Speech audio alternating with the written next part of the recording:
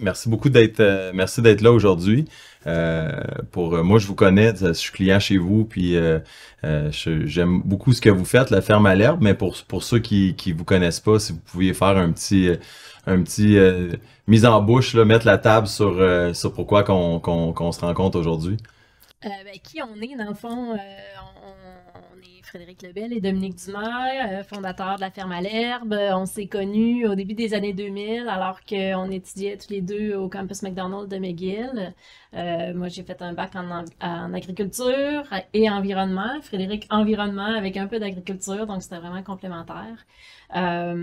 Les deux, on a baigné un petit peu dans le milieu agricole quand on était plus jeune, mais on n'est pas né sur une ferme, on n'a pas grandi sur une ferme directement. OK.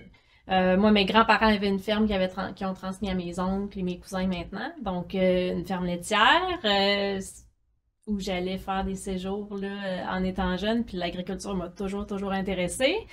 Mais j'ai fait un petit parcours, là. Je suis passée par la biologie, puis travailler dans le domaine là, avant de poursuivre à l'université. Puis moi, dans le fond, j'ai été élevé à Greenfield Park dans une mer d'asphalte. OK. Mais mon père, il venait de la Beauce, puis il avait quand même des racines rurales. OK, cool. Donc, la fin de semaine, il nous amenait sur une terre à Eastman, dans les cantons de l'Est. OK. Fait qu'il avait acheté une terre avec une vieille maison, puis il avait acheté toutes sortes d'animaux. Fait que, tu sais, vraiment, ça nous a donné la piqûre à moi et ma famille élargie, là, mes frères et sœurs, pour la nature puis l'agriculture aussi. OK. Fait que j'ai pu y goûter un petit peu, puis c'est ce qui m'a poussé là, à aller vouloir étudier un peu là-dedans, mais aussi dans la science de l'environnement en général. OK. Fait que les deux, on avait les mêmes valeurs environnementales, puis le désir de s'établir en agriculture. Fait qu'après ça, on s'est dit, OK, mais on commence par où? Étant donné qu'on n'hérite pas d'une ferme, il va falloir fonder quelque chose. Puis là, ben, ce qui était possible, c'était, ce qu'on entrevoyait possible, en tout cas, c'était de fonder une ferme en agriculture soutenue par la communauté, donc des paniers de légumes. Fait que c'est le plan d'affaires qu'on avait monté. C'est ce qu'on entrevoyait avec un petit volet animal pour faire notre compost, finalement, pour nourrir nos légumes. Puis après, ben, on s'est mis à chercher une terre qui était dans l'axe. Donc, entre Québec, Montréal, une terre pas trop grande pour pas avoir une trop grosse hypothèque, mais en même temps assez proche d'une ville pour pouvoir vendre nos légumes puis avoir un emploi temporaire, Ouais. au début, pour réussir à payer l'hypothèque. Puis là, ben, on s'est rendu compte qu'on tombait directement dans les mêmes critères que ceux qui voulaient une petite terre, travailler en ville, puis avoir 3-4 chevaux. Donc là, on n'était vraiment pas de taille avec ces gens-là qui avaient pas du tout les mêmes moyens que nous. Donc là, on a cherché pendant 2 ans. Quand même, ok. Ouais. Et finalement, on a été mis en contact avec un propriétaire qui, lui, avait 2 lots séparés par une forêt, donc il pouvait en vendre juste un des deux. Puis on a négocié pendant 2 ans. OK, ouais, quand même. On s'est rapproché à Pont-Rouge, on a déménagé, on s'est trouvé des jobs, on a loué une maison proche parce qu'on y croyait vraiment, puis on a fini par s'entendre. Puis après ça, on a demandé l'autorisation à la Commission de protection du territoire agricole de pouvoir se construire une maison. Puis ça aussi, ça a été, Ok, ouais. c'était toutes sortes de démarches, là. On a fini par avoir l'autorisation. Puis, ben finalement, notre projet de légumes, il a évolué parce que moi, je lève mon chapeau à tous ceux qui font des paniers de légumes qui sont tellement diversifiés puis qui doivent être bons dans tout. Puis c'est assez compliqué de le faire à temps partiel. Tu sais, il faut vraiment embarquer à temps plein quand on fait des légumes. Puis avec l'hypothèque qu'on avait, là, on a eu les enfants, c'était difficile de concilier les deux. Donc, c'était plus facile de faire l'élevage à temps partiel au début, puis c'est comme ça. Fait que dans le fond, dès le moment où on est arrivé chez nous, on a commencé avec 5 bovins, puis on s'est amusé avec ça, puis au fur et à mesure qu'on travaillait avec les animaux, moi, je me suis vraiment découvert une passion pour l'élevage des bœufs, puis de voir l'impact aussi qu'il pouvait avoir sur le sol, puis comment on était capable de recréer des écosystèmes. Fait que c'est là-dessus qu'on a focusé, puis on a rodé ça, je dirais, pendant une dizaine d'années avant d'avoir le modèle qu'on a là présentement. Parce que, tu sais, au tout début, on était un petit peu des rêveurs. Je pense qu'on l'est encore. Mais tu sais, nous, on avait étudié en environnement, en agronomie. On avait quand même voyagé. Moi, j'avais passé un certain temps au Togo, en Afrique de l'Ouest, au Panama, Dominique, en Équateur. On avait vraiment comme exploré différentes cultures, écosystèmes, tout ça. Puis on cherchait comment faire pour produire de la nourriture de façon écologique, durable et productive. Fait que ça a toujours été notre ligne directrice, tout concilier ces paramètres-là, parce que c'est bien beau faire quelque chose d'idéal puis de parfait, mais si c'est pas économiquement rentable, ça fonctionnera pas. Si c'est pas physiquement possible parce que c'est trop de travail, ça fonctionnera pas non plus. Puis il faut que l'écosystème dans lequel on vit soit capable de le supporter à long terme. Puis c'est en faisant des petits tests à petite échelle qu'on a réalisé la place unique que peut occuper les bovins dans notre système alimentaire. Puis c'est le contraire de ce qu'on entend tous les jours. Ben oui, exact. C'est complètement à contre-courant, mais pour nous, le bovin est une composante du système alimentaire qui est quasi magique et unique. Puis ça, les gens, on n'en parle pas parce que ça demande quand même un peu de compréhension de l'écosystème dans son ensemble, mais c'est un animal qui se différencie de toutes les autres par un aspect super important, c'est que cet animal-là est capable de vivre avec un écosystème quasi naturel, puis offrir aux humains une protéine, des nutriments, de l'énergie de façon durable. Puis, ce que je veux dire par là, c'est que pour élever des poules, des œufs, du porc, les autres monogastriques, les animaux qu'on mange normalement, il faut leur nourrir du grain. Puis pour faire du grain, ben il faut faire un désert. L'agriculture, dans le fond, là, c'est de créer un désert qui, après ça, on décide quelle plante unique va pousser là. Fait qu'on laboure, on herse, certains mettent du Roundup, tout pour éliminer toute forme de vie végétale. À part ce que tu veux faire pousser, dans le fond. Exact. Le monocrop, là, en français, je sais pas c'est quoi le terme. Monoculture. Ouais, exact. Fait qu'on fait tout ça pour faire pousser une espèce, là, que ce soit le maïs ou dans un autre champ du soya. Mais dans un seul champ, il y a juste une variété. Puis après ça, une fois qu'elle commence à pousser, ben là, on remet des pesticides, des insecticides pour qu'il n'y ait pas d'autres vies qui viennent déranger cette plante-là.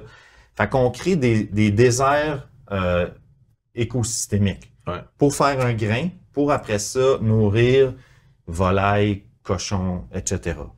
C'est sûr que dans la production de grains, il y a quand même certaines pratiques qui sont mieux que d'autres. En grain bio, il y a quand même des meilleures façons de faire. Mais, à la base, c'est tout le même principe, c'est qu'on veut qu'il y ait une plante qui pousse. Quand on se transpose dans le monde du bovin, on part, mettons, à un moment donné dans l'histoire d'une terre, on prend la terre qui est laissée là, qui était labourée, comme nous, on a pris contrôle des terres qui étaient en maïs, puis on va semer dans cette terre-là une quinzaine, même une vingtaine de variétés de plantes. Puis là, on va laisser pousser la prairie. Il y a toutes sortes de plantes, d'espèces qui vont pousser. Une année, ça va être une plus qu'une autre, 3, 4, des mélanges. Vous ne contrôlez rien. Là. On contrôle rien. Vous avez initié un processus au départ, puis après ça, vous regardez la mère nature faire ce qu'elle a à faire, puis vous donner ce qu'elle décide de vous donner, dans le fond. En plein ça. Ce qu'on contrôle, c'est le déplacement du troupeau. Okay. Parce que si je le déplace pas assez souvent, mon troupeau, puis que je laisse la nature aller un peu trop, ben la nature au Québec, ce qu'elle va faire, c'est de remettre du bois là-dessus. Okay. Parce qu'on est dans un climat humide, puis notre prairie va transitionner graduellement vers une forêt. OK. Donc, nous, ce qu'on veut, c'est le garder en prairie, garder des animaux dessus, les faire brouter le végétal 3-4 fois dans la saison, puis s'assurer que ça demeure une prairie productive. OK. Donc, si. Mais là, déjà, je te coupe, mais déjà, J'ai plein de questions par rapport à ça. J'entends déjà les gens dire, mais non, mais le bœuf, c'est pas comme ça. On voit les exemples de fermes, de bœuf, que c'est non seulement un désert, mais deux déserts. Parce que tu vois, il y a des fermes bovines qui sont comme à pu finir. On voit ça des fois dans d'autres pays, entre autres, là, que c'est comme un peu une catastrophe, le bœuf. Là, tu sais, il y a des. Ouais, ben c'est ça, là, peut-être chez nous aussi. Fait que qui font pousser, dans le fond, du blé, du soya, du blé d'Inde pour nourrir ces troupeaux-là, les troupeaux qui sont emprisonnés, puis qui bougent pas, puis on nourrit beaucoup de monde comme ça. Mais vous autres, c'est pas la façon que vous fonctionnez, d'où la différence. Je pense que c'est ça la nuance qu'on oublie de faire un petit peu par rapport au bœuf, c'est que il y a une bonne façon de faire pousser, de faire l'élevage de bœuf, puis il y a une moins bonne façon aussi. Puis je pense qu'on entend toujours le narratif que c'est mauvais. T'sais. C'est comme si le bœuf, c'est le diable de la planète, puis c'est la fin du monde. T'sais. Mais chez vous, c'est ça la différence de ce que je comprends. C'est que le bœuf vient redonner un peu au sol ses capacités de se reproduire puis d'être en santé versus autre chose, dans le fond. Exact. C'est en plein ça, tu sais. Fait qu'on n'est pas ici pour cautionner toute l'industrie du bœuf. Absolument pas. C'est pour ça qu'on n'est pas représentant de l'association bovine. On veut l'influencer comme on peut dans la bonne direction. Mais oui, le modèle du bœuf conventionnel, de faire pousser du maïs en monoculture, puis de servir ça dans un parc d'engraissement avec des milliers et des milliers de têtes, puis le fumier qui retourne même pas nourrir du moins le sol où on fait pousser le maïs, ben ça c'est complètement déconnecté. Là. Fait que ça, on est d'accord là-dessus. C'est pas tout le bœuf qui est né égal, là, disons. Donc, c'est juste que dans le processus de démonisation du bœuf, on a oublié le petit côté magique que le bœuf avait. Que si on se remet à bonne place, puis qu'on comprend cette bête-là, puis qu'on réalise que c'est un ruminant herbivore qui est fait pour manger de l'herbe, puis de l'herbe diversifiée semi-sauvage, ben là, on comprend qu'on n'aura plus besoin de travailler le sol, qu'on n'aura plus besoin de mettre beaucoup d'intrants, mais il faut se mettre dans la tête de l'animal, il faut comprendre cet animal-là, qu'est-ce qu'il a de besoin, comment il se comportait comme à l'époque un peu plus naturelle, et puis d'essayer de reproduire ça, mais de façon moderne et contrôlée. C'est ça que nous, on fait. Dans le fond, on réplique un peu le déplacement des grands troupeaux de ruminants. À l'époque des bisons qu'on avait au début Exact. Quand on est arrivé ici, exact. Il y avait des troupeaux de millions de bisons. Mais c'est un point que je trouve toujours drôle aussi quand on entend parler de l'environnement puis tout ça. Puis à la base, il y en avait des bisons puis il y en avait des ruminants ici, pas à peu près. Puis dans le fond, semble-t-il que la Terre, tout allait bien, malgré le fait qu'il y en avait des millions puis des millions qui étaient en Amérique, qui se promenaient partout, puis là, tout allait bien, puis soudainement, ça marche plus, là, tu sais. Fait que c'est ça que je trouve qui est drôle dans la démonisation du bœuf, c'est que quand c'est fait de la bonne façon, puis ça, c'est vrai pour les fruits et légumes aussi. Tu sais, peu importe ce que tu fais pousser, je pense que la monoculture, le manque de diversité, c'est ce qui tue le sol, là. Tu sais, il y en a tranquillement, on voit des documentaires qui sortent un petit peu, qui montrent l'envers de la médaille, mais je serais curieux de vous entendre aussi parce que là, vous avez le bœuf, mais vous avez parlé au début, vous vouliez faire plus du légume que le panier que tu parlais, puis vous l'avez essayé, il me semble, hein? Vous avez commencé à le faire au départ, hein? Pas à Pont-Rouge. Dans le fond, on l'a fait à la sortie de l'université sur les terres du père à Frédéric en Estrie. Pendant qu'on était dans notre période où on cherchait la terre, là, notre terre à nous. Fait qu'on l'a fait un peu, Frédéric surtout. Moi, je travaillais à l'extérieur à ce moment-là pour nourrir McGill, parce que c'était là qu'on vendait les légumes. Mais après ça, à partir du moment où on était sur notre terre à Pont-Rouge, on on s'était enligné pour faire ça, mais on l'a pas fait. Mais ce qu'on a fait, c'est qu'on a prêté ce qu'on avait, c'est-à-dire une serre puis un coin de terre à un jeune qui est en démarrage, puis pour que lui puisse faire des paniers de légumes. Donc, il y a eu un projet de panier de légumes chez nous, mais c'était pas nous qui cultivions les légumes. C'est ça, parce qu'on a commencé, on avait des dettes d'études, puis pas de terre. Fait que, on était vraiment comme des colons à l'époque. Il fallait comme s'établir et puis subvenir aux besoins de la famille comme on pouvait avec des emplois extérieurs. Tout en commençant le projet, fait qu'on s'est allié un partenaire, il faisait des tomates bio puis des paniers de légumes chez nous, dans nos infrastructures qu'on avait mis en place pour ça. Puis nous, on s'occupait du petit troupeau de bovins, puis quelques poules et poulets sur le side, là. Donc, c'est comme ça que ça a commencé. Puis, après quelques années, ce partenariat-là, c'est terminé. Et ensuite, on a comme juste poursuivi le volet bovin à cause du déclic qu'on a eu.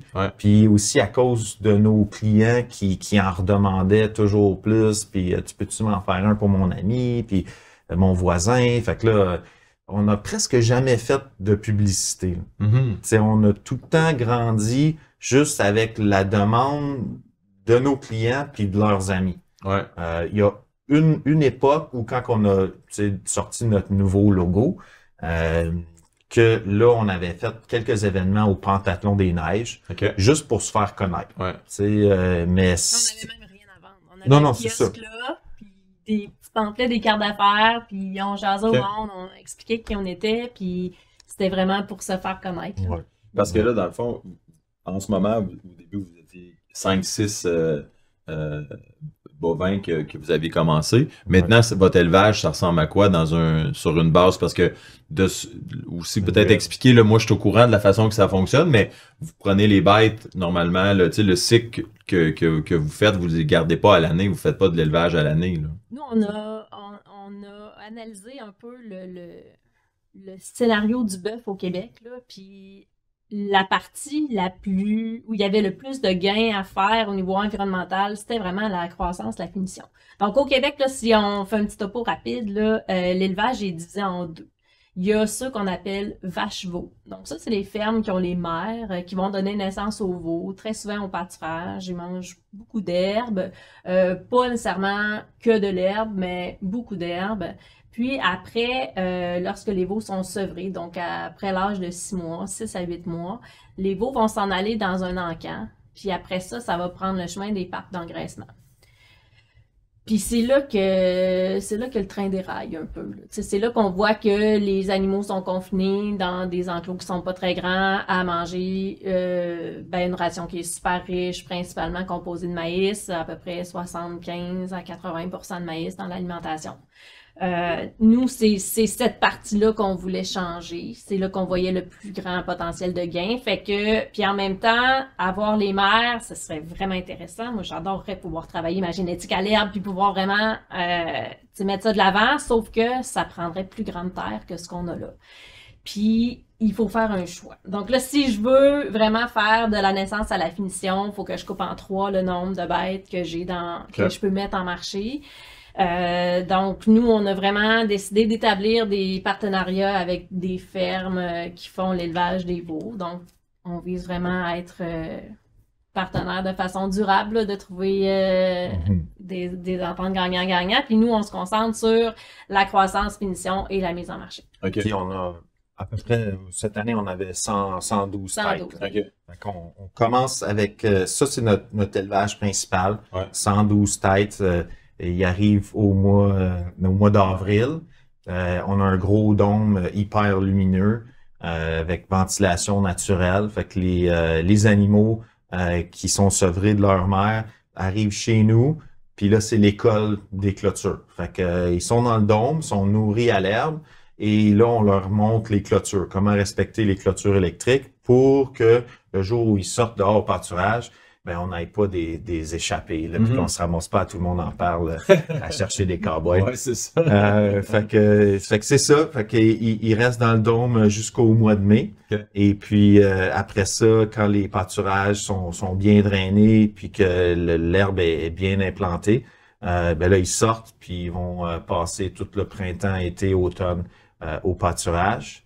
Et après ça, ben il y a des envois à l'abattoir qui sont faits à toutes les semaines de l'automne. Puis après ça, on a nous une boucherie coopérative à Deschambault Ok. où toutes les découpes sont faites selon les critères des clients, emballées sous vide, emboîtées, puis livrées dans un point de chute. Fait que ça, c'est comme le core, disons, le noyau central. Puis à ça, on a greffé d'autres élevages pour complémenter l'alimentation des familles clients. Donc, on fait un peu de porc sur litière profonde de biomasse nourrie au grain biologique. Et on fait aussi un peu de poulet qui est juste, on a juste le droit à 300 au Québec. OK. Pourquoi qu'on a juste le droit à 300? Parce que c'est un élevage qui est sous la régie des quotas, donc gestion de l'offre. OK. Donc, tout ce qui est au Québec, le lait, la volaille, les œufs, le sirop d'érable, il faut avoir un quota de production pour pouvoir produire. Donc, nous, on n'a pas de quota. Donc, le maximum autorisé, c'est 300 poulets. Là. OK. On pourrait en produire 2000 là, pour satisfaire nos 350 familles clients, mais on a juste le droit à Mais 300. qu'est-ce qui fait que, parce qu'on s'entend qu'il y a des fermes qui ont plus que 300 poulets ou poules dans leur ferme. Qu'est-ce qui fait, c'est quoi la différence entre avoir le droit puis pas avoir le droit? Ben, faut payer. Faut Ok. payer Faut acheter le droit de produire. Ok. C'est ça. Puis qu'est-ce que ça donne d'avoir le droit de produire? Depuis un coup que tu as payé, qu'est-ce que ça te donne de plus d'avoir payé puis qu'ils te disent que tu as le droit? Ça, c'est l'autre côté un peu absurde. Ben, le côté bénéfique de ça, c'est que bon, qu'il n'y ait pas de surproduction là, au Québec. Donc, on essaye de balancer, les gouvernements essayent de balancer l'offre et la demande, tout en gardant les importations avec des gros tarifs, puis on permet pas l'importation. On la restreint grandement, disons. Ouais.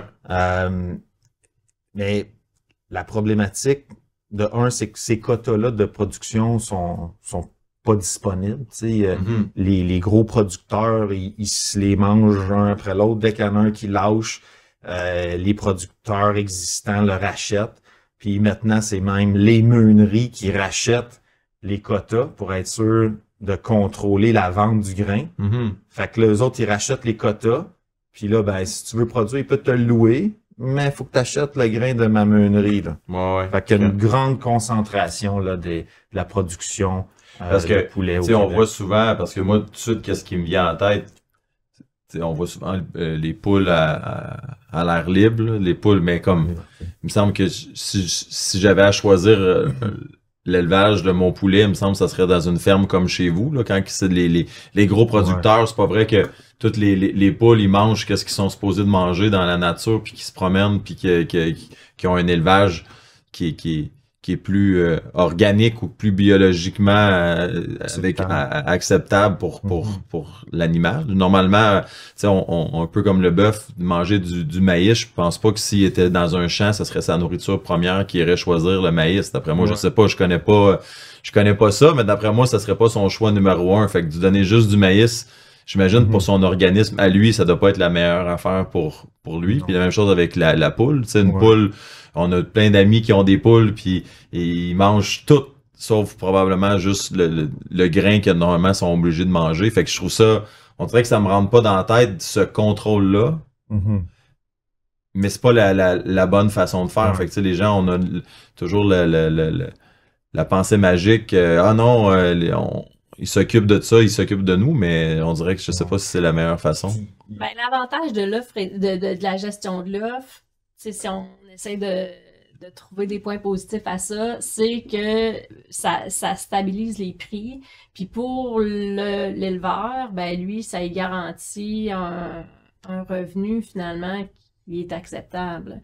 On entend rarement parler des producteurs de volailles qui sont sur le bord du gouffre là, financier.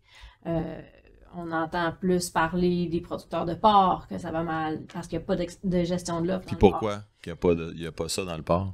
Parce qu'on a décidé d'exporter. C'est ça. En tant que société, ce qui fait notre affaire de garder pour nous, ben là, on ferme la frontière puis on fait de la gestion de l'offre. Mais ce qu'on aimerait vendre aux autres, au Japon, aux Américains, aux Chinois, ben là, on fait pas de gestion de l'offre. Le port Nagano, là, le fameux, notre fameux... Fait que lui, on veut l'exporter, fait qu'on veut le produire en masse. Mais les marchés d'exportation, ils fluctuent. Fait qu'il y a des moments où ça va bien, d'autres moments où ça va moins bien. Tu sais, il y a des bons côtés au système de gestion de l'offre. Surtout dans le lait, je veux dire, ça permet à de nombreux producteurs de rester en business, puis à quelque part d'être protégés contre les méga productions du Wisconsin.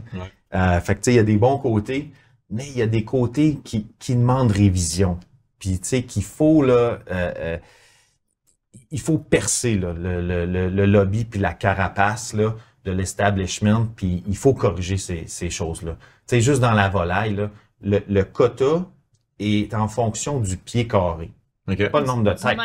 Du mètre carré. Fait que, tu sais, c'est pas, toi, t'as le droit à produire 100 000 cette année, c'est t'as le droit à 100 mètres carrés.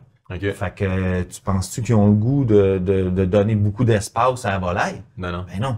Ils veulent en mettre le plus possible dans le mètre carré, puis les clencher le plus rapidement possible pour qu'ils puissent grandir le plus vite possible, puis qu'ils sortent, puis qu'on fait un autre cycle.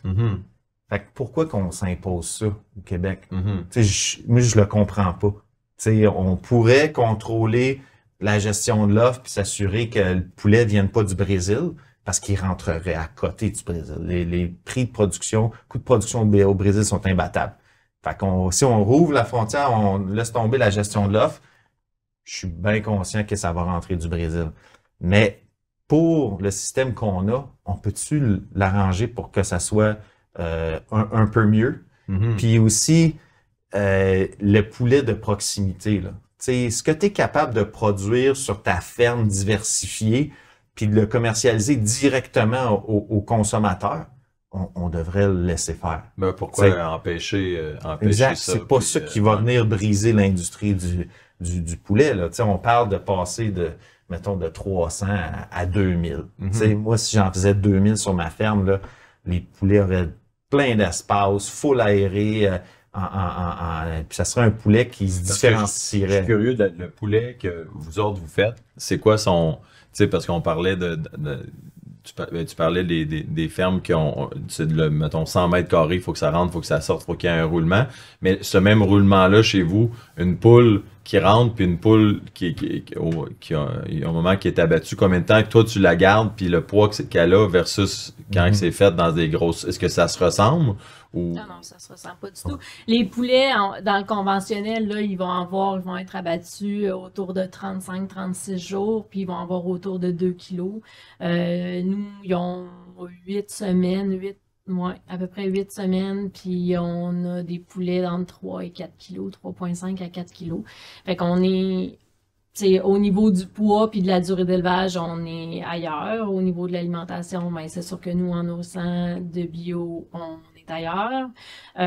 Au niveau de l'environnement d'élevage, l'espace qu'ils ont, la lumière naturelle, la ventilation naturelle, ben ça, c'est possible seulement de façon saisonnière. T'sais, avec les infrastructures qu'on a, on pourrait pas démarrer un lot maintenant. T'sais, on pourrait pas offrir du poulet frais à une clientèle tout le long de l'année avec les installations qu'on a. Donc, ça prendrait un bâtiment fermé, chauffé, ventilé, etc. Mais si on avait du quota, on n'aurait pas le choix de le faire parce qu'il faudrait rentabiliser ce quota-là. Donc, il faudrait en faire le plus possible. Mais nous, c'est des infrastructures qui sont multifonctionnelles. Tu sais, fait qu'il y a un moment de l'année où il y a des veaux, il y a des moments de l'année où il y a du poulet, d'autres moments où il y a du porc. Tu sais, on essaye d'utiliser une infrastructure pour différentes choses, dépendamment des... Là aussi, j'imagine, c'est ça, avec en fonction du climat. Tu sais, comme il y a un documentaire, My Biggest Little Farm, là, qui était sur Netflix, que j'ai vraiment trouvé qui était super. mais en même temps, on peut pas faire ça au Québec, ou du moins, peut-être quoi qui ressemble à ça, parce que eux, ils font, pour ceux qui l'ont pas vu, ils font de tout. C'est comme une ferme qui a des fruits, des légumes, des arbres, et tous les animaux se promènent à travers tout ça. C'est quand même, j'imagine, ce serait peut-être l'apogée. Là. Ça doit être, pour vous autres, ça doit être quelque chose que vous dites pouvoir avoir la température à l'année, ça serait, j'imagine, l'idéal, mais en même temps, on est au Québec, fait que on peut pas faire ça à l'année. Ça nous limite un peu, mais en même temps, pas tant. Il y a plein de choses qu'on peut faire, puis plus qu'on rajoute de couches de diversité, plus riche va être notre écosystème, plus résilient il va être, puis plus durable il va être. Fait que c'est sûr que nous, en étant une ferme de première génération, ce qu'on s'est mis comme barème interne, c'est de faire les choses une à la fois, mais comme il faut. Parce que on en voit des exemples, puis ce qu'on voulait pas faire, c'est se garrocher dans plein d'affaires en même temps, puis faire tout croche, parce qu'on est, on veut tout faire en même temps, alors que là, on a dit non, on va faire une chose à la fois, puis quand on va bien la maîtriser, que ça va être bien rodé, puis que ça va bien aller, ben on en rajoutera une autre. Fait qu'on a commencé par le bœuf, puis ça a été vraiment long avant d'avoir l'élevage qu'on voulait. Ça a pris quand même une dizaine d'années. Après, on a fait de la volaille. Après, on a fait le porc. Qu'est-ce que ça va être après? On verra. Mais c'est sûr qu'on ne stagnera pas. Ça, c'est sûr. On va toujours rajouter des couches. Puis voilà. Mais tu sais, si on... Juste peut-être pour rajouter une dernière chose sur la gestion de l'offre, ce que moi, j'aimerais, là, c'est que tout ce que je peux vendre directement aux clients, ben qu'il n'y en ait pas de quota. Ben oui. C'est un peu comme le sirop d'érable. Le sirop d'érable, c'est la dernière nouveauté dans la gestion de l'offre. C'est relativement récent, la gestion de l'offre dans le sirop d'érable. Puis ce qu'ils ont mis, c'est justement une exemption pour tout ce qui est vendu directement de la sériculteur au client. Donc, les gros barils qui s'en vont en fédération pour être transformés et tout ça, ça prend du quota. Mais les petites cannes, les cruches de verre, tout ce que tu peux vendre directement à un client qui va venir chez vous le chercher, déjà ça, c'est quand même assez limitant. Il faut que le client se déplace chez vous. Fait que, mais tout ce qui peut être vendu directement, ben t'as pas le droit, t'as pas besoin d'avoir de quota. Fait que ça, c'est vraiment génial. Tu parlais aussi, ça me fait penser de ta famille dans le laitier, je pense que tu disais. Parce que ça aussi, c'est région, tu parlais de quota tantôt. Mais est-ce que ça, tu peux pas aller dans une ferme laitière puis faire comme le sirop d'érable puis aller te chercher ta cruche de lait chez... Non. Non. Pourquoi qu'on pourrait pas aller chercher notre lait, tu sais, parce qu'on entend, on a tous des amis qui ont des fermes, puis que tu sais, de temps en temps, tu peux, puisque eux, ils peuvent le boire leur lait, là, quand c'est pour eux autres, ils peuvent pas t'en vendre, fait que tu sais, tu goûtes à ça, tu bois ça, tu dis, il me semble que ça devrait être ça, le lait, il y a une différence entre les deux, fait que pourquoi que le lait, il pourrait pas faire ça aussi, il me semble. Mais certains le font, là. Certains le font, qui ont leur micro-laiterie, là. OK. Il y en a une dans Portneuf, là. Dans la Saint-Alban, là. La Reine des Prix. Ouais. Mais ça prend quand même les installations. Oui. Non, exact. C'est ça. Selon les normes. Au Québec, au Québec, on a décidé que le lait qui serait distribué devait être pasteurisé. Donc, tu sais, ceux qui veulent faire ces micro-laiteries-là doivent pasteuriser le lait, puis rencontrer les normes. Parce que ça, c'est un autre diable, le lait cru aussi, ça. C'est un autre diable, je pense, ça aussi. On rentrera pas dans ce débat-là, mais ça, c'est une possibilité. Mais c'est sûr qu'au Québec, le lait est tout rassemblé, mixé, puis homogénéisé. Peut-être qu'on perd une certaine variété, puis une certaine diversité de goût. J'étais au Vermont il y a 2 semaines. Puis je buvais le lait du Vermont, puis tabarouette, que tu sais, c'était unique, là. Je l'ai acheté comme au magasin général, là, tu sais, là. Mais le goût, là, était rien qu'on a au Québec, là. Mais positif ou négatif? Ah ouais, moi, j'adorais ce goût-là, là. Ça goûtait des notes quasiment de chèvre, là. OK. Fait que, parce qu'eux autres, là-bas, c'est chaque ferme où c'est différent. C'est plus des petites laiteries qui sont dispersées sur le territoire versus des très, très grosses ici. Parce que ça aussi, tu sais, on en entend parler aux États-Unis dernièrement. Là, il y a eu une grosse réunion là, au Congrès américain qui parle de la santé. Je sais pas si vous avez vu ça passer. Là. Il y avait des trucs, entre autres, avec Kellogg's là, pour les différents colorants alimentaires qu'ils mettent là-dedans, qu'il y a des endroits comme au Canada, d'ailleurs, il y a des choses qui sont bannies, mais qui sont encore permis aux États-Unis, qui sont prouvées d'être cancérigènes. Puis là, il y avait comme un gros débat avec le Congrès, puis plein d'intervenants qui venaient faire comme un peu comme une commission d'enquête, si vous voulez, là, sur ça.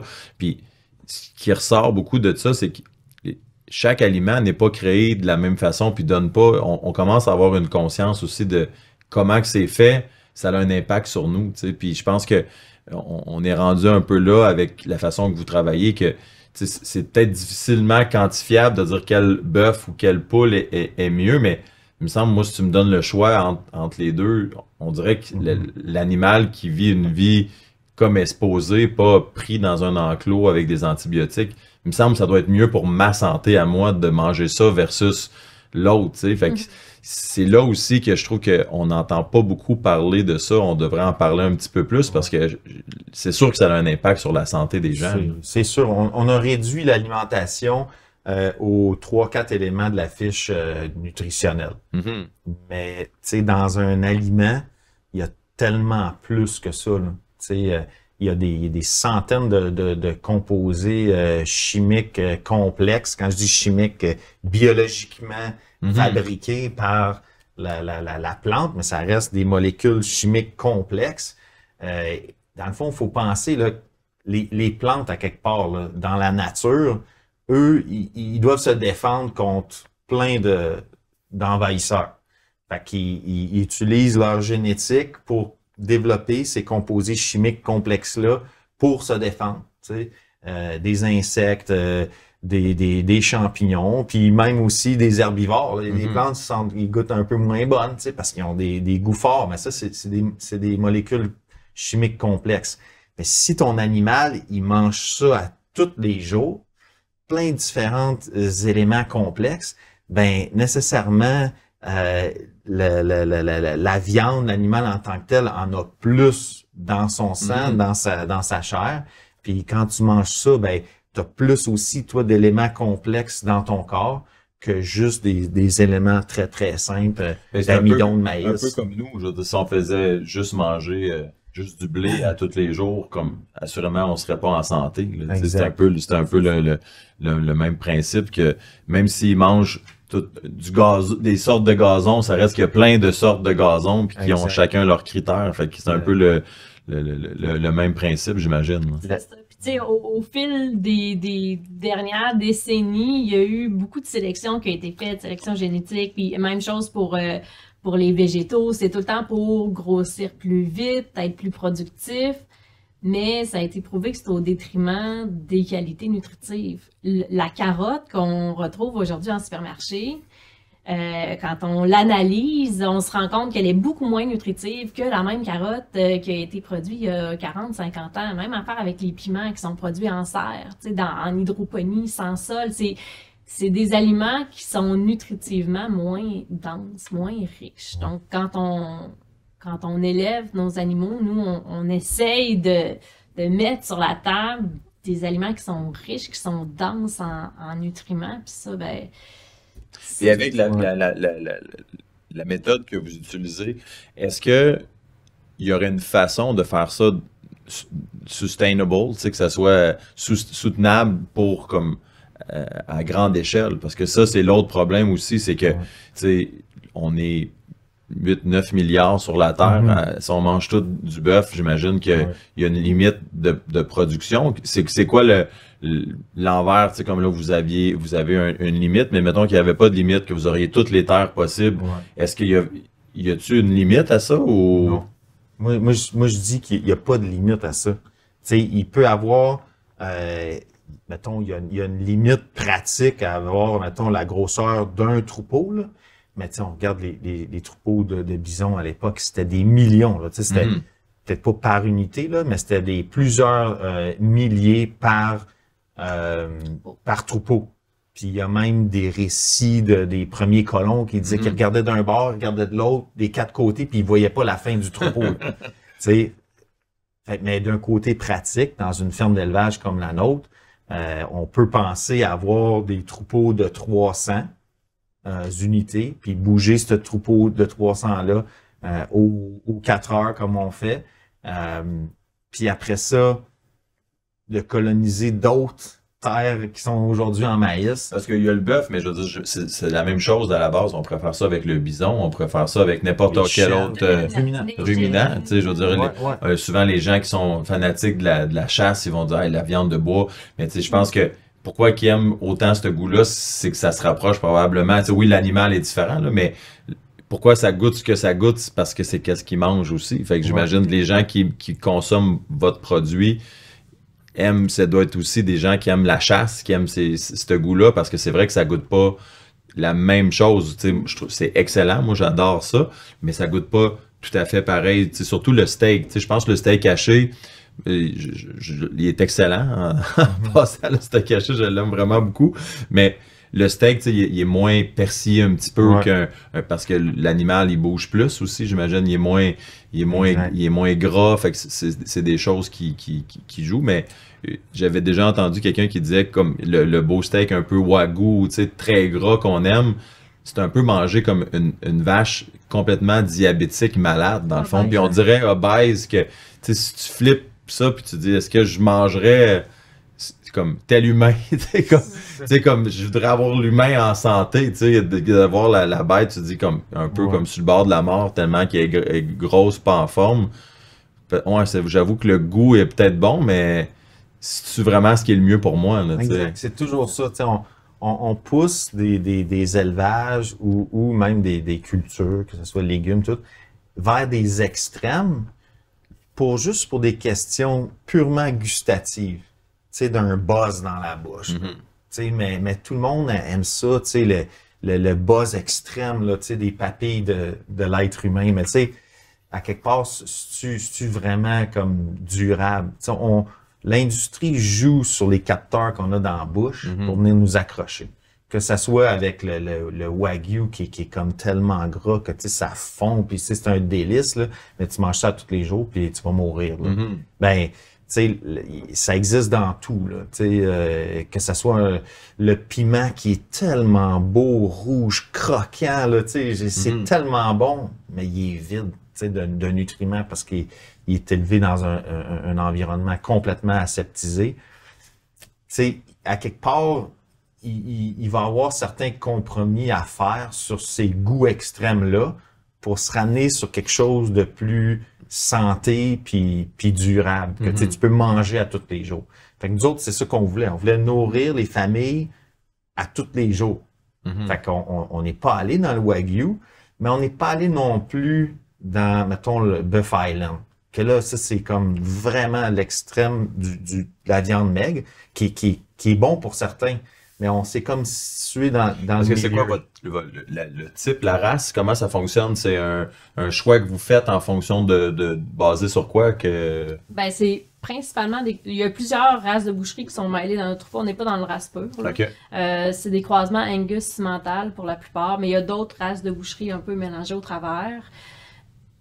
Nous, dans le fond, le Angus, c'est pour la qualité de la viande, puis l'autre race, Cimental Hereford, c'est pour la grosseur, finalement, des muscles. C'est ce qu'on aime, mais je dirais qu'il y a plusieurs variétés, il y a plusieurs mélanges là, de races dans notre troupeau, puis au final... Parce que je sais, il y avait une ferme, je pense que c'est la laiterie Chagnon, qui avait fait commercialiser un petit bout de temps le lait comme A1, là, A2, excuse, Jersey, là, la vache Jersey.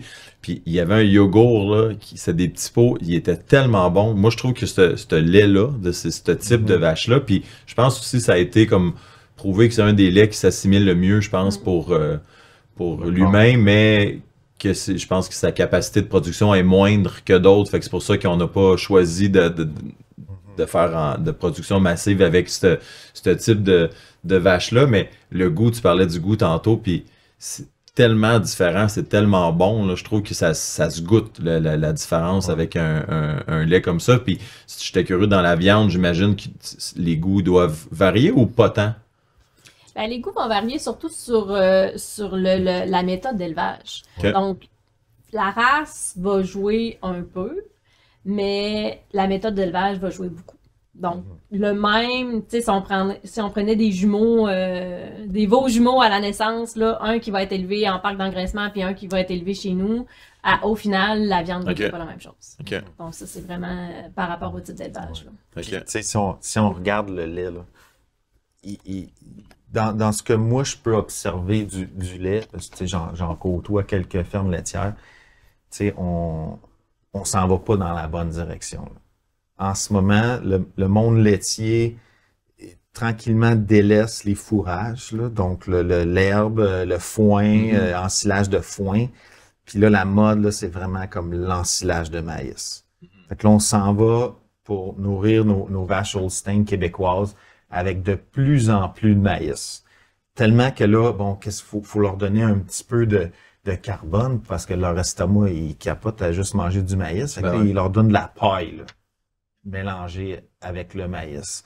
Fait que, tu sais, quand on regarde, pour revenir à ta question, est-ce qu'on serait capable, tu sais, de bien nourrir le Québec avec un modèle plus à l'herbe qui respecte l'écosystème? Commençons par comme nettoyer tout ce qui est inutile, tu sais, de production de maïs, de masse pour faire de l'éthanol. Convertissons les élevages bovins actuels, que ce soit le laitier, le bœuf, à l'herbe. Toutes les grandes étendues de la Montérégie, là, qui sont juste au maïs puis au soya, là, il y en a de la place là, pour se donner le droit, les Québécois, d'avoir de la bonne viande versus faire du maïs pour le sport à l'exportation. On s'entend que le maïs, on a bien le blé d'Inde de Neuville ici, là, il est super notre maïs, mais la majorité du maïs qu'on fait la culture au Québec, c'est pas pour notre consommation. Non. T'sais, que tous ces champs-là, ça serait tous des champs à l'herbe de bœuf, ça serait aussi meilleur pour la planète. Puis tu sais, on parle souvent, il y avait encore des gens aujourd'hui sur le pont Jacques-Cartier qui manifestaient à Montréal pour l'environnement. Mais moi, ce qui me fascine dans les gens d'environnement, puis j'aimerais vous entendre un petit peu là-dessus, c'est que on dirait qu'on choisit nos combats quand que clairement des champs remplis de maïs à perte de vue pour mettre dans des sirops puis de faire l'élevage de bêtes. Ça, c'est ça le problème. Mais ça, on n'en entend jamais parler, puis il n'y a jamais personne qui s'en va d'un champ puis faire la grève de la faim dans le champ de maïs. Tu sais, pourquoi que ça, on le sait que c'est pas bon, mais ça passe. Mais d'autres choses, quand c'est bien fait, ça, c'est le diable, je comprends pas, puis je serais curieux d'avoir votre opinion de pourquoi que c'est comme ça versus qu'est-ce que vous faites. Ben, c'est sûr que nous, notre clientèle, elle soucie beaucoup de son alimentation, fait qu'on a, nous, on a le positif de ça, mais par rapport au côté environnemental d'un élevage ou d'une culture, moi, je me demande tout le temps, et si demain, il n'y avait plus de pétrole, est-ce qu'on pourrait continuer ainsi? Tu sais, essaye de cultiver du maïs sans pétrole. Ish. Ça prend beaucoup de tracteurs, ça prend des engrais azotés qui sont directement des dérivés de pétrole. Dans le maïs conventionnel, il y a des pesticides, il y a plein de pétrole dans ces cultures-là.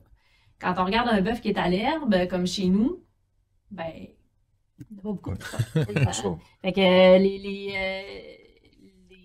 prairies, pâturages ne sont pas fertilisés, autrement que par le fumier des animaux qui vont déposer eux-mêmes. L'herbe est récoltée par les animaux, le fumier est épandu par les animaux se déplacent sur leurs quatre pattes, puis en plus c'est bon pour leur santé de marcher, et pour la nôtre aussi. Donc oui, il y en a un petit peu de pétrole pour la partie hivernale, parce qu'on veut couper de l'herbe, là. Peut-être l'abattoir aussi. Ouais, c'est ça. Puis déplacer d'une ferme à l'autre. C'est de la ferme d'où ils sont nés à chez nous, mais c'est pas très loin. Quelqu'un qui pourrait faire ça à une grande échelle, on vous donne le budget comme vous voulez, puis on fait tout ça in-house. Vous n'avez même pas besoin, j'imagine. C'est facile. C'est facile à faire. Puis on n'est pas obligé, tu sais, des fois, on va-tu nourrir la planète avec ça? Commençons par nourrir notre communauté.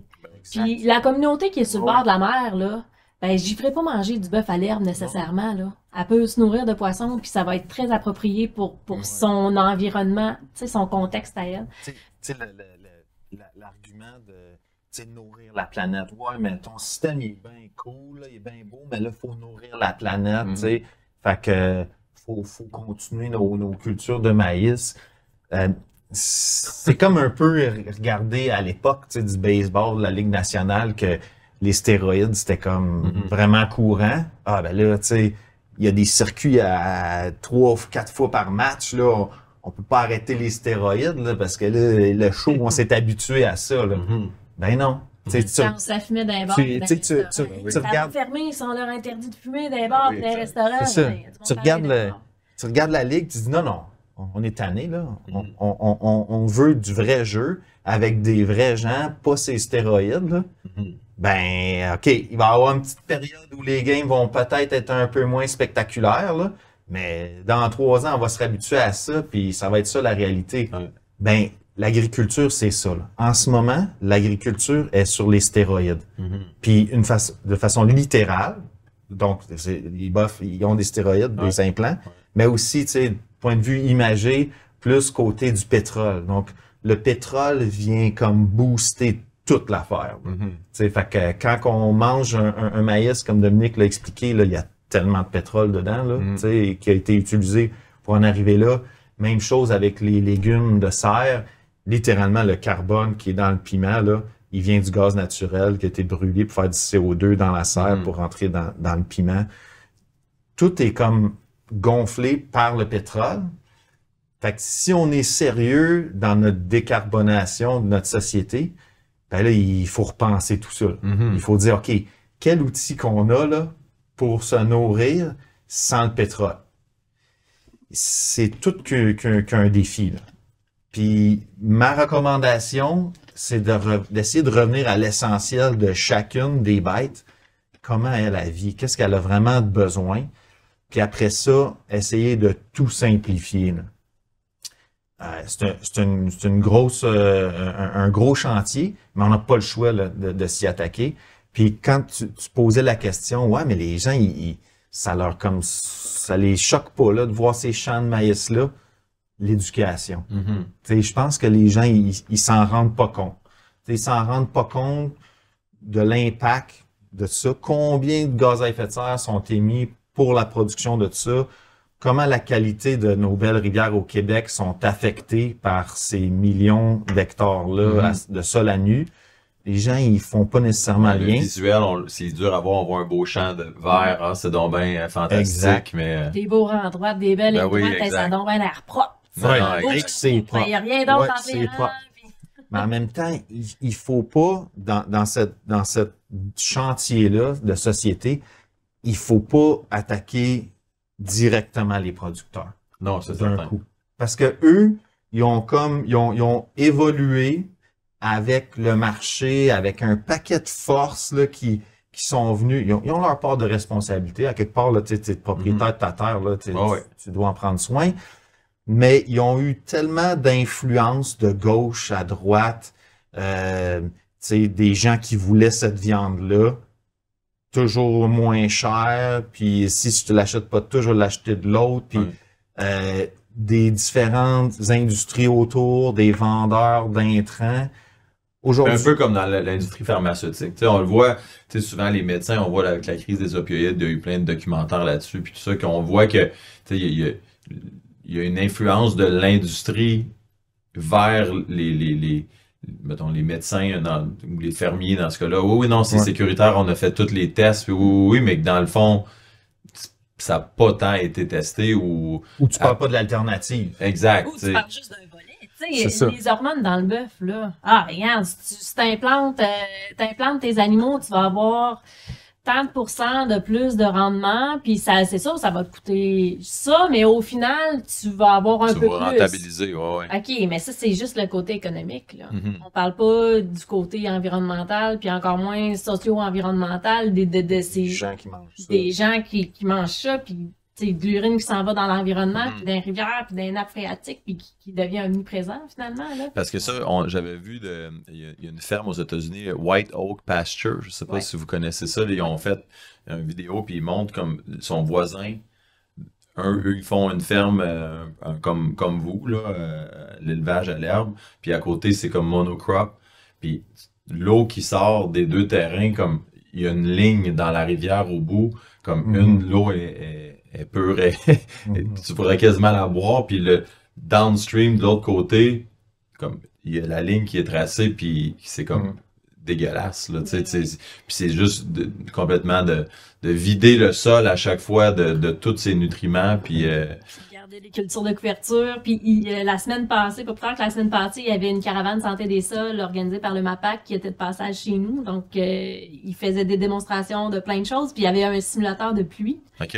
Donc, imagine-toi une table avec 4-5 bacs, puis chaque bac contient un sol traité différemment. Donc, un sol à nu, un sol avec des résidus sur le dessus, un pâturage et un sol forestier. Puis là, c'est un simulateur de pluie, donc il simule de la pluie, puis il récolte ce qui coule sur le dessus et ce qui percole au travers. Okay. Puis là, on voit les différences entre les différents bacs, finalement. Puis la différence, elle est flagrante.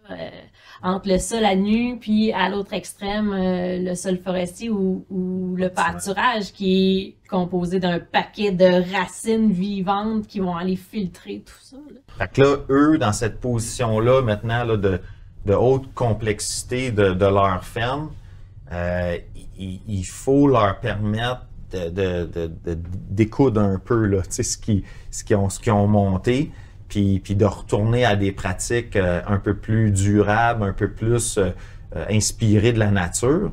Mais pour ça, il faut les accompagner dans le risque. Parce que là, ils sont à côté, là. Ils ont investi dans toutes ces affaires-là, dans les robots, dans la nouvelle étape, puis tout. Fait que, tu sais, la vache, là, faut qu'elle produise le maximum de lait par jour, parce que là, il faut qu'il fasse ses paiements, puis, tu sais, fait que là, si tu lui dis, ben, regarde, tes vaches, là, fallait donc sortir une fois par jour au pâturage, là, comme un essai, là, tu sais. Et là, si ça perturbe un peu la production, ben là, ils sont tellement à côté. C'est son gagne-pain, c'est sa vie qui en dépend. Ils ont monté tout ça sur stéroïdes, que là, ils n'ont plus de marge de manœuvre. Puis souvent, ils se sont fait prendre. Il y avait une perspective d'amélioration à l'horizon, mais dans le fond, le profit de plus, ils l'ont donné aux vendeurs de robots, puis à la banque, puis à tout le monde. Fait que les producteurs, ils font vivre tout le monde, mais sauf eux, ils sont à côté. Excuse-moi, juste pour clarifier, là, quand tu dis on monté tout ça sur stéroïdes, là, c'est au sens figuré, parce que dans le lait, il n'y en a pas de ça. Non, exact. C'est au sens figuré. Ouais. Tu sais, le robot, les plus gros facteurs. C'est tranquillement. C'est tranquillement, puis c'est tout le temps d'une perspective de s'améliorer. Ben tu sais, écoute, ça va être plus facile pour toi. Il y a des choses qui se passent, on dirait comme dans un air un peu, là, depuis la COVID, là, je pense que ça nous a tout un peu mélangé, choqué, outré de plein de choses pour différentes raisons. Puis on dirait depuis 3-4 ans, il y a plus de gens qui réalisent des choses, on en parle, des fois par les podcasts, par des amis, de s'informer, puis tout ça. Puis on voit qu'il y a un désir, je pense, de la population de changer, puis d'avoir la vraie information, mais c'est difficile parce que ça s'est tellement fait tranquillement, puis on n'a pas trop remarqué, puis je pense pas qu'il y a personne qui a fait ça volontairement de mauvaise foi, tu sais, c'est juste que, ça va être, oui, puis là, à un moment donné, quand tu looking back, t'es comme, wow, on est loin, là, tu sais, comme là,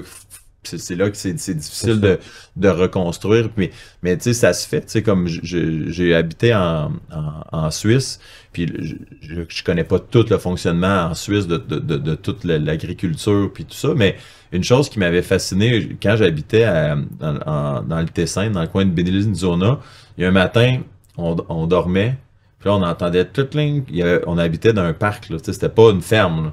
Puis là, on entendait les cloches de vaches, puis tout ça. Qu'est-ce qui se passe ici? Pourquoi qu'il y a des... C'est quoi ça? Puis là, on se lève le matin, puis il y a comme je ne vais pas exagérer, mais 20-30 vaches qui étaient comme dans notre cour, dans le complexe d'appartements. Puis là, mais qu'est-ce que les vaches font là? Sont égarées, puis tout ça. Puis non, il y a comme une genre de petite clôture, une mini clôture, puis forcé de le constater qu'avec le temps, ils déplacent les troupeaux sur le bord des autoroutes. Ils mangent, tu sais, comme le fameux tronçon entre les autoroutes que nous autres, on coupe avec... mais les autres, ils amènent les troupeaux de vaches, ils mangent ça, puis ils se promènent. Tu sais, il y a des stratégies comme ça que ça se fait ailleurs, puis c'est pas réinventé quand tu y penses. Pourquoi qu'on paye quelqu'un à aller tondre le gazon quand on pourrait juste comme envoyer des vaches manger ce qu'on veut, que ça a l'air bien, puis à la limite, c'est drôle. Tu te promènes sur l'autoroute, puis tu vois un troupeau de vaches, là, c'est cool, tu sais, c'est comme le fun à voir, ça fait la vie, tu sais, il y a des exemples comme ça faciles à mes yeux à faire. Mais dans certains de ces pays-là, ils sont payés pour ces services-là. Okay. Les agriculteurs sont payés pour maintenir des pâturages. Parce qu'ils ont réalisé que le maintien de ce pâturage-là, c'est un service écologique. Tu sais, ça filtre l'eau, ou du moins ça pollue pas. Tu sais, puis il y a aussi un aspect de paysage. Tu sais, fait que c'est toutes ces affaires-là qu'il faut commencer à explorer. Le producteur que je disais tantôt, qui est à côté dans la performance pour le rentabiliser toutes ces nouvelles infrastructures, puis qu'on veut le faire aller dehors dans un pâturage, il y a un risque de peut-être une fluctuation de production, mais si on le compense autrement, c'est ça que je veux dire par accompagner. Oh, oui, exact. Tu prends un risque producteur, tu vas les sortir un 15% du temps sur un 20 hectares de pâturage, gars, gouvernement, nous, on va t'accompagner dans ce risque-là. Puis s'il y a de quoi, on va te payer un certain montant par hectare de pâturage permanent par année. Puis après ça, quand ça va se faire, on va se rendre compte que crime, la rivière est belle. Crime, il y a du poisson dans la rivière. Ça fait des années qu'on n'a pas vu ça. La vie va reprendre après. Parce que dans le fond, de ce que je comprends aussi, tout ce que tu dis aussi, c'est que l'élevage bovin, ça décarbonise la planète, là.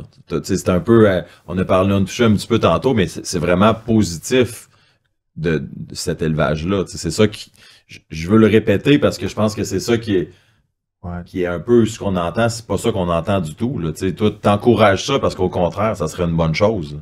Mais ça dépend comment il est fait, là, mais il peut effectivement contribuer à réduire le pétrole en agriculture. Oui. Il y a plusieurs aspects à cette question-là. Puis il y a des dossiers là-dedans qui me tiennent vraiment à cœur, là. Le premier, c'est ceux qu'on vient d'expliquer. C'est que la vache, elle est unique parce qu'elle peut manger de l'herbe pour produire de la viande, ce que les autres animaux peuvent pas faire. Fait qu'à la base, tu peux avoir une prairie naturelle qui n'a pas demandé tous les intrants pétroliers qu'on a parlé tantôt pour produire le maïs. Fait que déjà, tu élimines toute cette partie-là. Après ça, il y a le côté qui est souvent l'éléphant dans la pièce, qui est le méthane. Okay?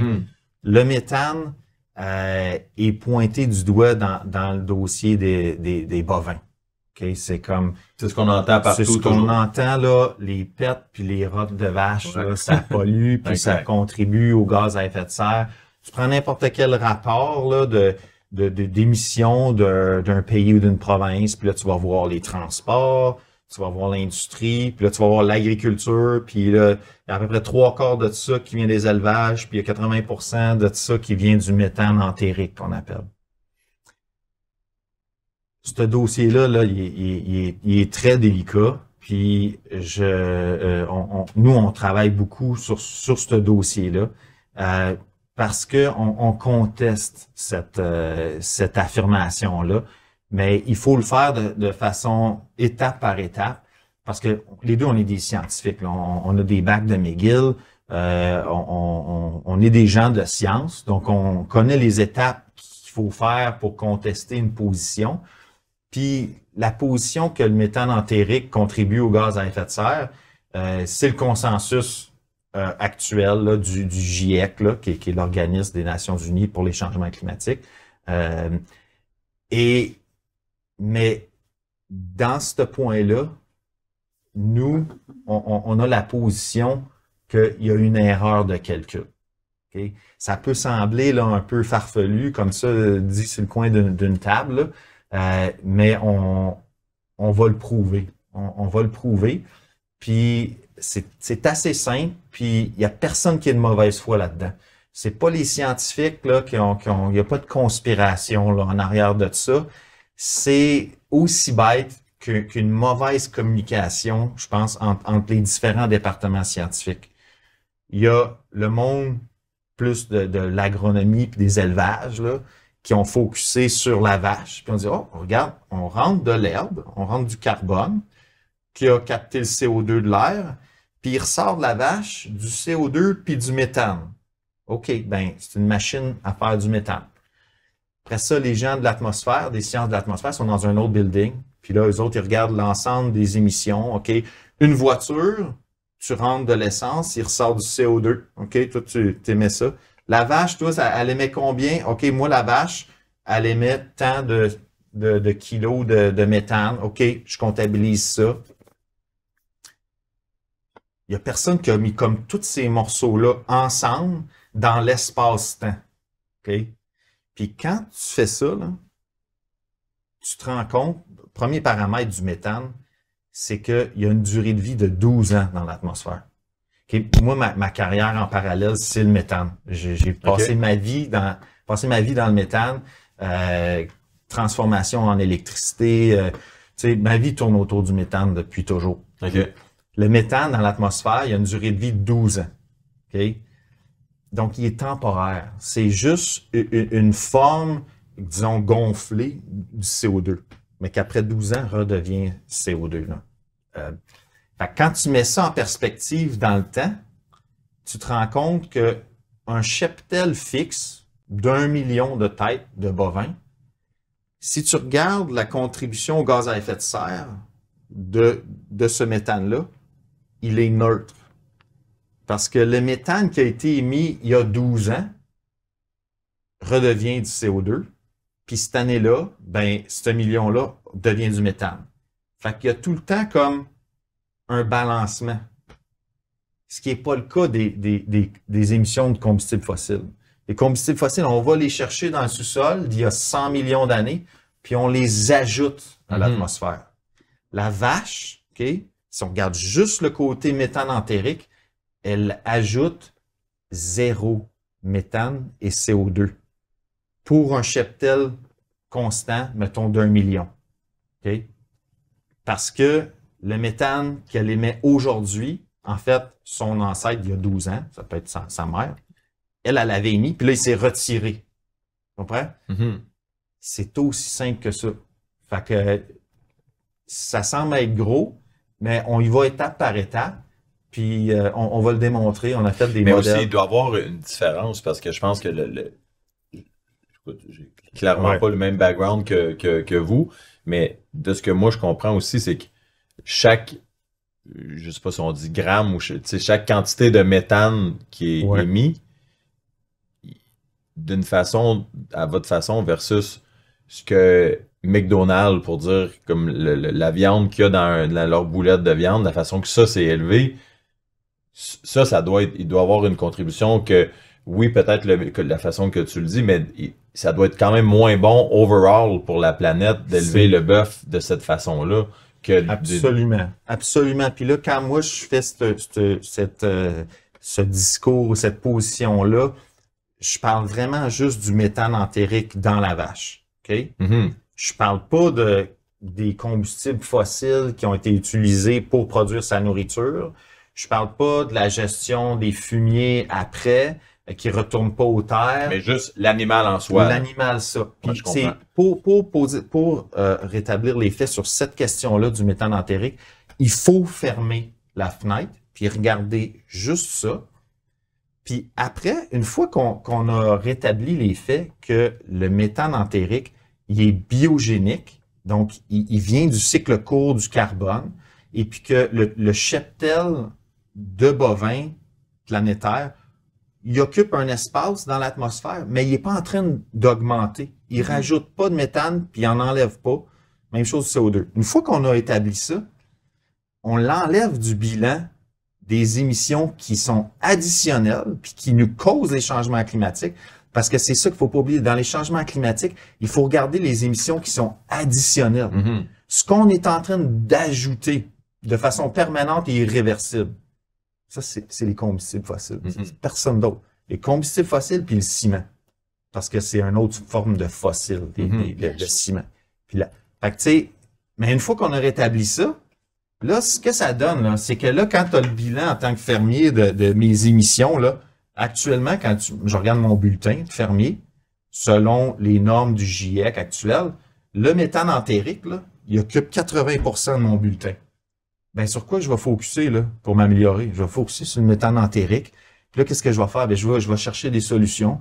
Puis là, qui va arriver? Ben, la pharmaceutique, elle va arriver parce qu'elle va me proposer un médicament que je vais donner à ma vache qui va diminuer le méthane dans l'estomac de ma vache, alors que c'est ça le miracle. Le miracle de la vache, c'est qu'elle a des bactéries méthanogènes dans son estomac qui convertissent cette herbe naturelle-là en viande pour les humains. Puis là, le pharmaceutique va venir me proposer quelque chose pour tuer cette bactérie-là. Non. On n'a pas compris. Là. Fait que si je regarde mon bilan, puis que je prends le méthane entérique, puis je l'enlève de mon bulletin, là, je vois apparaître les vrais enjeux de mon élevage. Puis là, je me dis, OK, comment je peux améliorer ma production de foin? Tu sais, comment je peux réduire mon diesel pour faire mon foin? Parce que c'est ça maintenant qui est sur ma table de mon bulletin. Mais dans ces calculs-là, j'imagine qu'ils doivent le faire pour une ferme qui font juste du soya. Fait que je comprends que le méthane entérique, il n'est pas dans l'équation parce qu'il n'y a pas de vache, mais assurément, il y a un CO2 qui a été mis de tout ça. Comment que ce calcul-là, de tout qu'est-ce qui se fait du côté de le mono-agriculture, il sort le bilan positif? Pourquoi que ça, c'est pas grave? Parce que, mettons, pour les éleveurs, là, pour les éleveurs qui font du maïs aussi, puis du soya là, conventionnel, dans leur bulletin, le méthane entérique est tellement gros qu'il cache tout le reste. Fait qu'un consultant qui va venir pour nous aider à nous améliorer, là, il va passer sur 2 heures, il va passer 1h45 sur le méthane entérique, puis 10 minutes à salutation, puis 5 minutes sur le reste, qui est en fait le vrai défi de notre société. Comment décarboner le labour, le herçage, l'électrification de tout ça? C'est ça le défi. T'sais? Puis comment en éliminer des étapes de culture pour avoir à la fin à électrifier la seule chose qu'on a besoin. Mais actuellement, les éleveurs, que ce soit laitiers, bovins, ceux qui ont des ruminants, ben tout ce qu'ils ont sur leur bulletin, là, c'est le méthane entérique. Puis tout ce qui passe à la télé, c'est le méthane entérique. Puis on dit réduire votre consommation de viande bovine parce que ça émet du méthane. C'est juste ça qu'on entend. Ce qui est drôle dans ça aussi, c'est que réduisez votre consommation de bœuf, mais augmentez votre consommation de soya. Exact. C'est comme, ça c'est toujours drôle qu'on entend une nouvelle, j'ai coupé, je mange juste 2 fois du bœuf par semaine, mais je mange maintenant 3 fois du soya. Tu sais, puis tu regardes un champ de soya, puis de la façon que c'est produit pour le soya, puis à chaque fois que j'entends ça, je veux dire, il n'y a pas personne qui va me dire que manger un bloc de soya, c'est autant satisfaisant puis rassasiant qu'un steak, là, ou que même un hamburger, une boulette de steak haché, comme tu peux pas comparer les deux, là, c'est sûr que ça n'a pas de bon sens, mais tu disais tantôt, il n'y a pas de conspiration, il n'y a pas de tout ça, mais il y a quand même un lobby fort vert en ce moment, je veux dire, qui pousse, comme n'importe quel lobby, qui pousse qu'est-ce qu'il veut pousser, puis c'est là que c'est peut-être pas je pense pas que c'est une conspiration theory, parce que c'est tellement obvious. C'est pas caché, il n'y a rien de conspirationniste là-dedans, c'est clair que c'est comme ça, puis moi, c'est ça que je trouve fascinant, puis je suis content de comprendre. J'avais vraiment hâte de notre rencontre pour ça, parce que j'aime ça comprendre, puis il me semblait que ça faisait du sens, mais là, tu l'expliques, puis c'est 2 fois plus clair à mes yeux. Là. Dans le fond, je pense pas que les scientifiques ils ont fait ça de façon volontaire, mais quand le bilan, les premières 20 années de travail sur les changements climatiques, quand les bilans sont là, puis tu sais que les gens qui veulent faire une différence sur la planète, ils regardent ces bilans-là, puis ils disent, OK, moi, qu'est-ce que je peux faire, tu sais? Fait que là, hey, moi, j'aime l'agriculture, j'aime les animaux, fait que c'est quoi le problème? Ah, le problème, c'est le méthane entérique.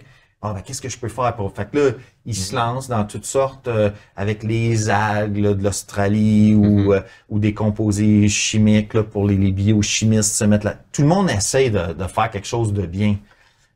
Mais là, cette erreur-là a tellement grossi que là, le bateau, là, il est vraiment parti. Là. Puis le Santé Canada vient d'approuver un médicament pour réduire le méthane des bovins. Ah ouais, hein. Le gouvernement fédéral est en train de préparer un projet de loi pour un système de crédit carbone pour favoriser de donner ces produits-là aux bovins, de favoriser les implants de stéroïdes aux bovins, de favoriser au lieu de nourrir les animaux à l'herbe, de les nourrir au maïs. Je fais pas de joke. Ah, ouais. Je fais pas de joke. J'ai été invité en consultation à ça. Puis en fait, tout ça parce que, selon leurs calculs, la quantité de méthane par livre serait moins... Tu sais, quand tu pars avec une erreur, là, tu dérives. Là. Tu peux vraiment dériver. Puis moi, c'est ce moment-là qui a été l'élément déclencheur à pousser ma réflexion. C'est que là, je voyais comme... Là, il s'en allait vraiment à mauvaise place. Puis je me suis arrêté, puis j'ai fait mes recherches, j'ai fait mes calculs. Puis là, on avance avec ça. On veut faire un paper là-dessus, puis on va le faire avancer. Parce que... mais ça n'a pas de bon sens. On parlait tantôt un petit peu de lobbyisme et tout ça, mais clairement... Comme avec ce que tu parles, l'industrie pharmaceutique comme doit emmener un petit peu large là-dedans, parce que je veux dire, comme comment tu peux dire que s'imagine commerciaux, mais regarde une ferme comme la nôtre, là, on n'achète rien de personne. Ah ouais. C'est ça le problème. Nous, là, on veut faire un événement chez ouais, nous. Tu fais pas rouler l'économie pantoute, toi, voyons. Je fais rouler ben oui, alors je fais des jokes. Je fais rouler, c'est ça, la découpe, je fais rouler, mais on n'achète pas de produits. Quelques équipements, là, tu sais, mais somme toute, c'est minime. Là. On veut faire un événement chez nous, on cherche des commanditaires. Ouais, ben OK, ben va voir tes fournisseurs. Ouais, mais mes fournisseurs, c'est qui? Ouais, c'est ça. C'est des fournisseurs de services. C'est Gallagher, le fournisseur des clôtures électriques.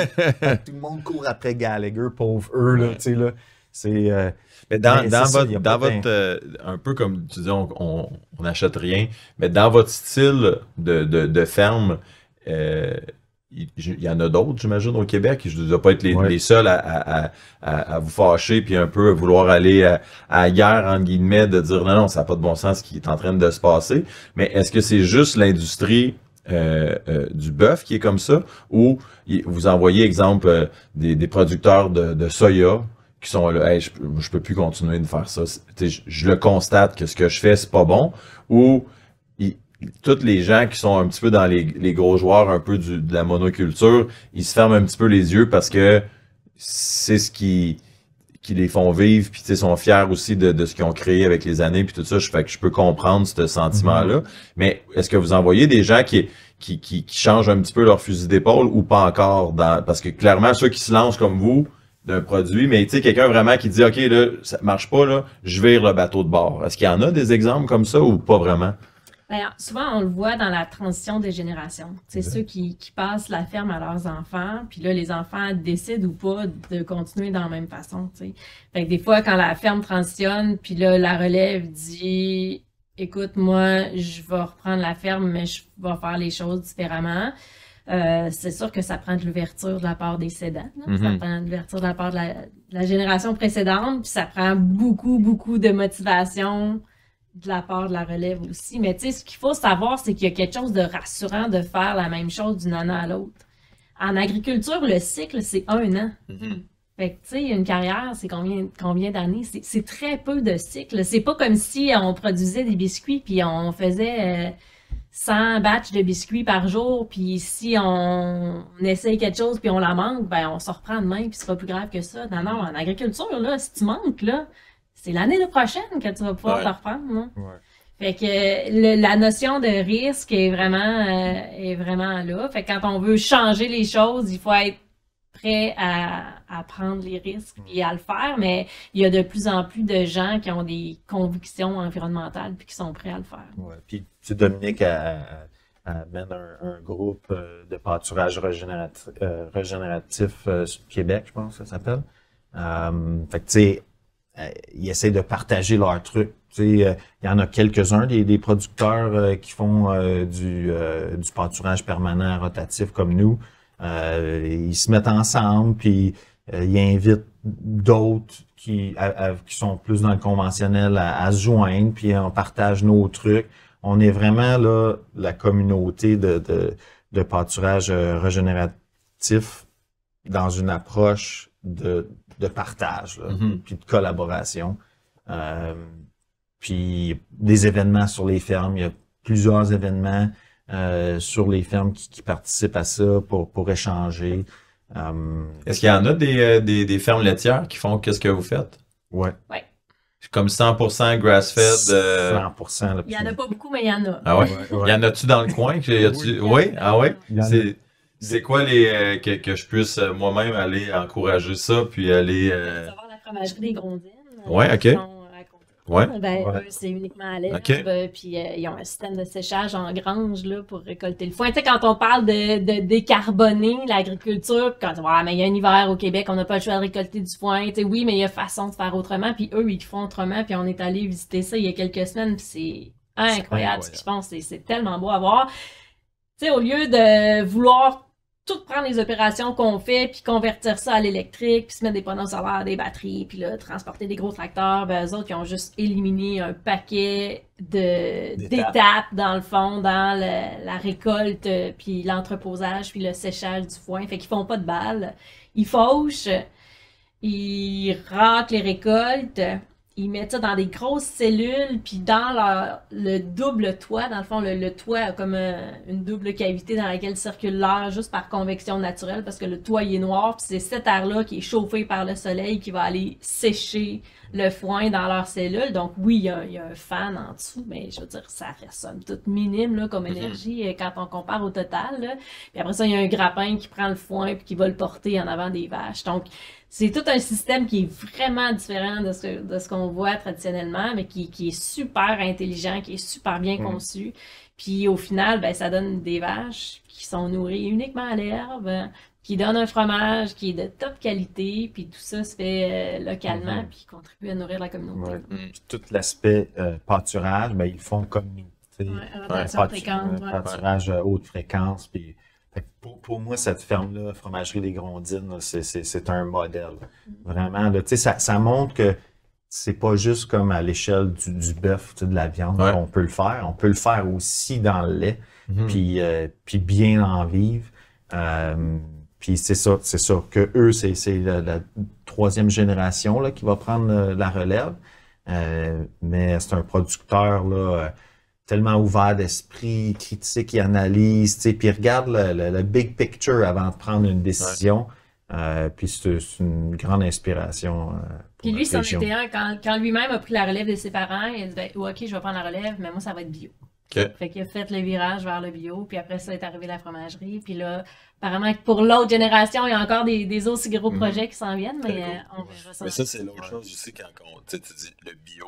Il y a comme eu une mode que, comme tout appelé bio, OK, j'ai fait ma part parce que c'est bio, mais ça aussi, le bio est un peu devenu un brand que ça veut pas dire que t'es bio que tu fais nécessairement bien les choses. Je pense que c'est un terme qui est galvaudé un petit peu, c'est bio, mais comme qu'est-ce que ça veut dire? Le bio sert à la commercialisation. Dans le fond, les certifications bio, avec les cahiers de charges, les normes, c'est toute une question de commercialisation. Sinon, comment faire en sorte que le client qui est dans un supermarché sache de quelle façon cet animal-là a été élevé ou ce grain-là ou ce légume-là a été cultivé, autrement que d'avoir un lien direct entre le consommateur puis l'éleveur. Fait que ça, chez nous, on n'a aucune certification, pas bio, on a zéro certification, mais ce qu'on fait, c'est on invite les clients à venir chez nous, venez voir. venez voir, on va vous expliquer, puis on va vous en parler pendant des heures. Puis tant et aussi longtemps que vous allez avoir des questions, on va être là pour y répondre. Puis on a zéro cachette, on ouvre tout. Puis nous, de toute façon, la terre, les pâturages sont séparés par la route. Fait qu'on voit tout le temps le troupeau, là. Fait que c'est ça. Fait que quand il y a cette proximité-là entre l'éleveur et le client, ben, on n'a plus besoin de certification. Mais à partir du moment où les gens sont en ville puis les éleveurs sont loin, ben là, ça prend un système pour quelqu'un qui vérifie quelque part si c'est vrai ce qui est écrit sur l'étiquette. C'est ça. Fait que le bio n'est pas parfait. Mais c'est mieux quand même. Ouais. Ça prouve que tu n'utilises pas de pesticides, pas d'engrais chimiques. Ça pousse pas à faire, mettons, de l'agriculture régénératrice comme on fait, mais c'est quand même un bon départ. Puis je pense que ça a été mis en place à une époque où il y avait un bris de confiance. Fait que là, il fallait bâtir un cahier de charge à l'époque, une certification, puis une manière que les gens puissent authentifier. Mais comme Dominique a dit, là, la solution est peut-être plus dans le contact direct avec le producteur. Puis un lien de confiance à long terme. Moi, c'est là que des fois, j'ai de la misère avec le côté restriction. C'est correct d'avoir des lois, d'avoir des règles, d'encadrer des choses, mais j'ai de la misère à me faire empêcher de consommer quelque chose qui est pour que... Moi, je pense que c'est bon pour moi, un peu l'exemple du lait, le lait cru, de dire comme... C'est correct qu'on n'a pas le droit d'en vendre dans l'épicerie, mais pourquoi empêcher les gens, si je m'en vais chez vous, de l'acheter? Tu sais, comme, je suis une personne, je suis un adulte, toi, tu peux le boire, c'est ton lait, mais moi, je peux pas l'acheter comme... J'ai le goût, moi aussi. Tu sais, comme il y a une ferme, Torieux, je pense, qui font une microbrasserie à Saint-Anne-de-la-Pérade. Là, je parlais avec le propriétaire. À un moment donné, je me chargeais là mon auto, puis je me suis mis à jaser avec lui. Puis là, je voyais tous ces beaux distillateurs dans le coin. Ah oui, vous faites, ah non, on peut pas. Comment ça, vous pouvez pas? Ah ben parce qu'on a telle sorte de grain, là, j'oublie, là, mais on n'a pas le droit de mais tu sais pourquoi? Comme dans ma tête, fais-le. Puis s'il y a des gens qui viennent chez vous, tu leur expliques, puis tu leur dis, écoute, c'est pas approuvé ou whatever, mais comme nous, on le boit, c'est super bon, puis tout ça, comme go for it. Il me semble d'encourager ça. Je trouve ça beau d'avoir ce partage-là, puis de toujours vouloir régir toutes les moindres petites choses. C'est correct at large, mais de pouvoir expérimenter puis goûter, je trouve que c'est dommage qu'on puisse pas faire ça. Tu sais, ça enlève le côté artisan de plein de choses, là, tu sais. Ouais.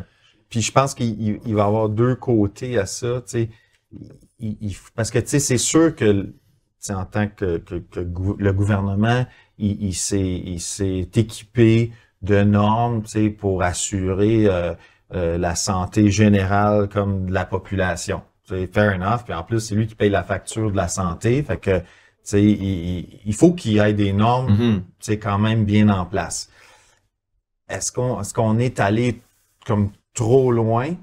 Peut-être. Il y a peut-être des dossiers où il faut un peu plus de flexibilité. Que ça soit dans je sais que la production de prosciutto est vraiment difficile à faire au Québec. Là. Tous les protocoles pour arriver à avoir le droit d'en produire. Il y a peut-être d'autres exemples.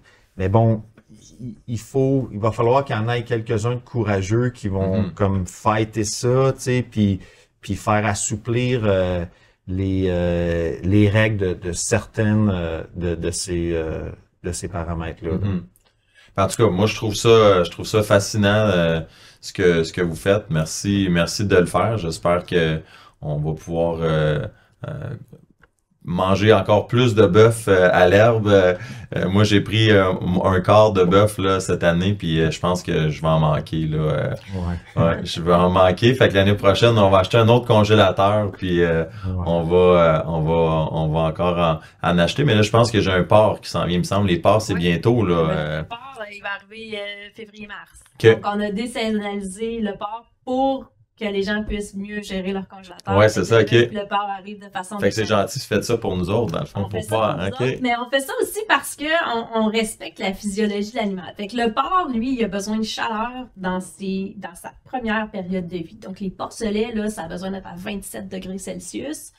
Puis, on a ça au mois d'août. Tu sais, en OK. plein été, là, quand les poulets sortent et que notre dôme se libère, on a des températures chaudes comme ça pour les porcelets au mois d'août. Puis plus le porc va vieillir, plus il va être résistant aux fluctuations de température puis au froid parce qu'il se fait son gras puis c'est ça son isolant.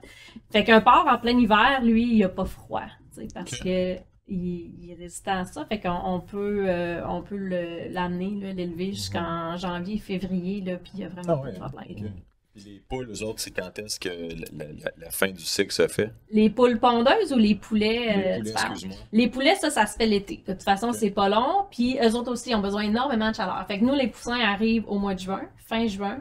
Puis on leur fait un système de poussinière là, avec des lampes chauffantes pour être sûr qu'ils soient vraiment dans des conditions parfaites. Puis après ça, quand ils commencent à avoir des plumes, ils sortent de leur poussinière. Mais de toute façon, c'est l'été, il fait chaud. Puis à peu près 8 semaines après, ils s'en vont à l'abattoir. Puis c'est là qu'on rentre les cochons. Fait qu'il y a même non seulement les troupeaux de vaches, bovins se promènent, mais tous les animaux se promènent chez vous aussi. Exactement, ça tourne. Oui, c'est ça. Puis ça répartit la main-d'œuvre aussi Ben parce oui. que Ben oui, pas, c'est ça. si on avait tout en même temps, on aurait un grand besoin de main-d'œuvre là, au même moment. Puis tu sais, nous, bon, on nourrit à peu près 350 familles. Mais ce qu'on espère, c'est de pouvoir partager notre modèle avec des jeunes entrepreneurs qui ont le goût de se lancer, puis qui fassent pareil comme nous, puis qui deviennent le alerte de leur région, puis qui supportent des familles dans leur coin. Fait que, tu sais, ça sera pas comme Alerte qui va prendre le Avec contrôle l'expansion, je comprends. de toute la Vous province. ne pas de tripler, quadrupler votre production nécessairement. Non, ce qu'on aimerait, c'est qu'il y ait des jeunes qui fassent la même chose que nous, puis qu'il y ait une forme de partage des connaissances des différents paramètres de notre modèle pour qu'ils puissent, tu sais, arriver à un succès plus rapidement. Tu sais, fait que c'est tout ça qu'on essaie de réfléchir, comment en arriver à partager nos trucs puis toutes nos techniques pour que ce modèle-là puisse prendre l'expansion au Québec puis qu'il y ait le plus d'agriculteurs qui peuvent faire la transition, là. Écoute, on va en parler, c'est certain. Merci d'être venu, j'apprécie vraiment. Puis si vous avez besoin de quoi que ce soit, ça va me faire plaisir d'essayer de vous aider. Je trouve ça vraiment génial ce que vous faites. Merci beaucoup.